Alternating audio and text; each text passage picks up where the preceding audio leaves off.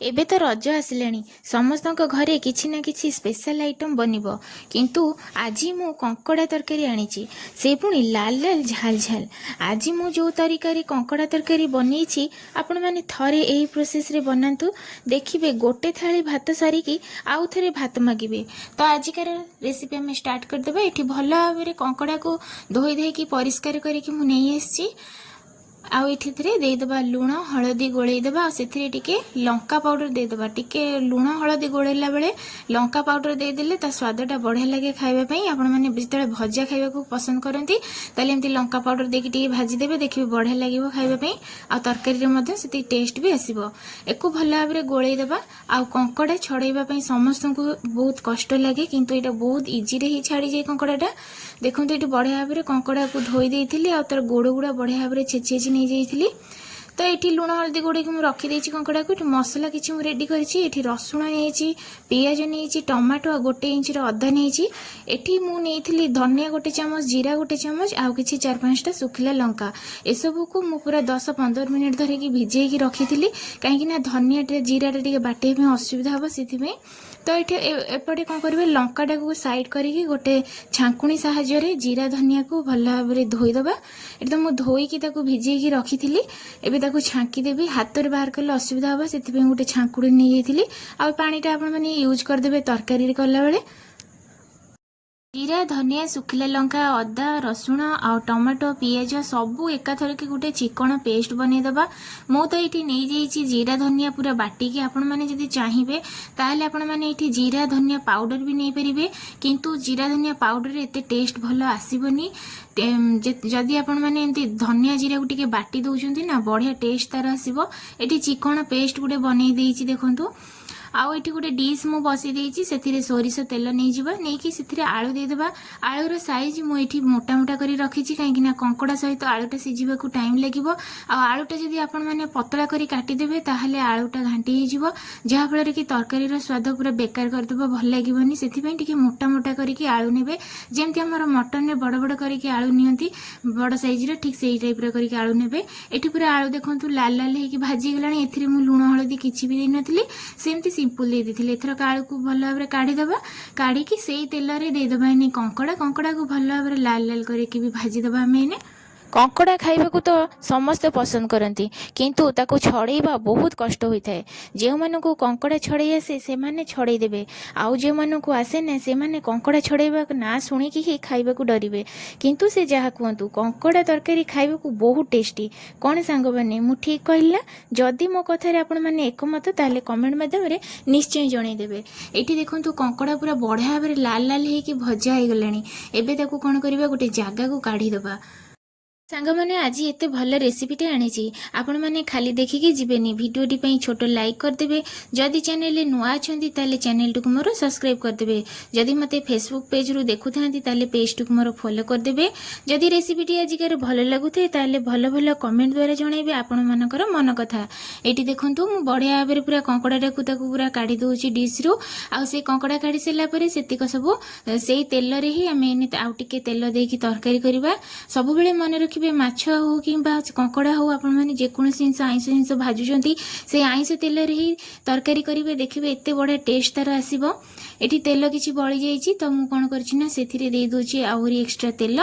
ଏଠି ତେଲ ଦେଇ ସାରିଲା ପରେ ଟିକେ ଦେଇଦେଉଛି ଚିନି ଦେବା ଦ୍ୱାରା ଟିକେ କଲର୍ ସହିତ ଫ୍ଲେଭର ବି ଟିକେ ବଢ଼ିଆ ଆସେ ଖାଇବା ପାଇଁ। ତ ଏଇଠି ଦେଖନ୍ତୁ ତେଜପତ୍ର ଗୋଟେ ବଡ଼ ତେଜପତ୍ର ଦେଇଦେଲି।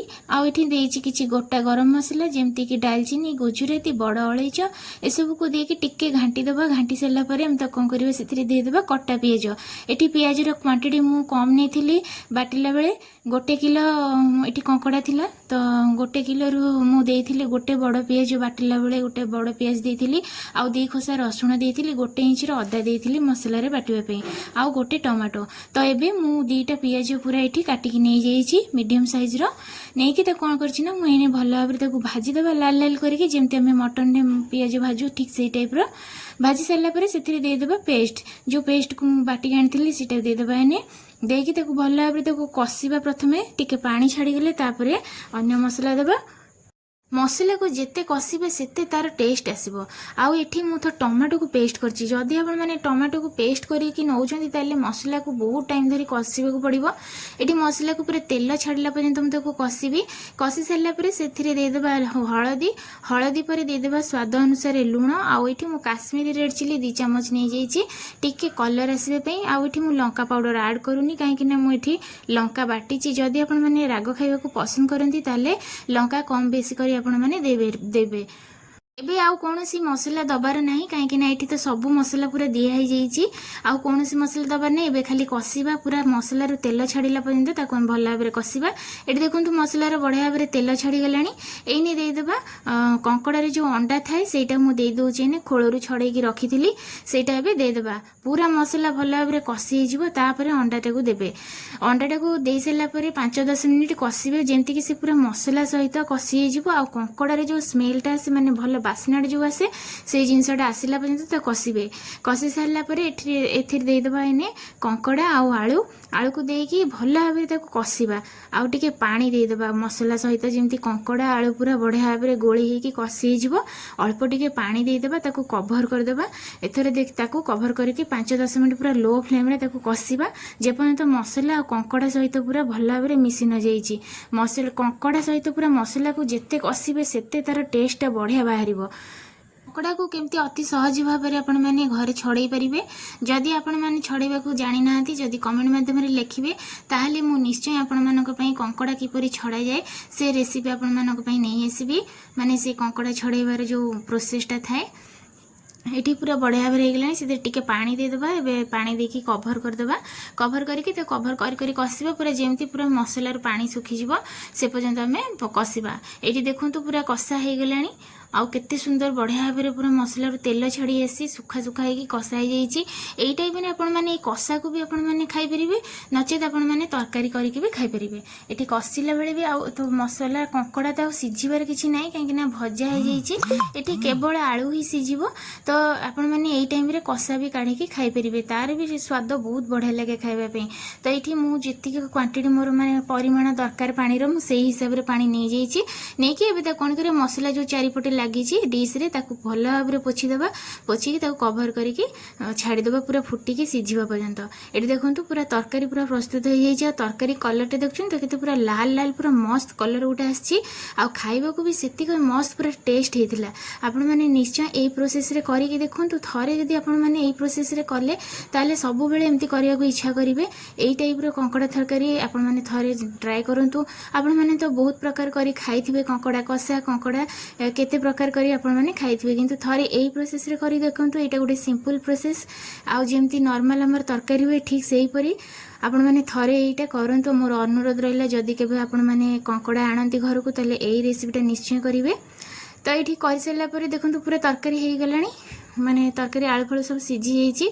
से देदेबा गरम मसला। ये गरम मसला मु घरे तैयारी करथिली तो सेटा इने देदेबा। देकी आ किछि नै पूरा गैस ऑफ करके ताको बंद करके छाड़ देबा पूरा 5-10 मिनिट। आउ एटा टिके झोल टिके मु पतला रखिछि काहेकि ना टिके ठंडा हो गले झोलटा टिके टाणी नबो सेति मु अल्प टिके हल्का पतला करके रखिछि। आजिकार रेसिपी आपण मानकु किपरि लागिला कमेंट माध्यम रे निश्चय जणाइबे। ता सहित वीडियोटी को मु एठी शेष करूछि। पुणी देखा आगामी नुआ वीडियो नुआ रेसिपी सहित।